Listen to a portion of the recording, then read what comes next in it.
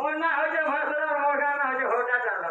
আর ঢাপলা পুরা আগো কথা বার্তা নাই চলে আমনকে ধরো চোখে বাবুর না হোটা চালা বলে বলে কি কবো কোন শুনো ইমনকে বাবুর না হোটা চালা বলে বলে ঘরকে চালানো আগো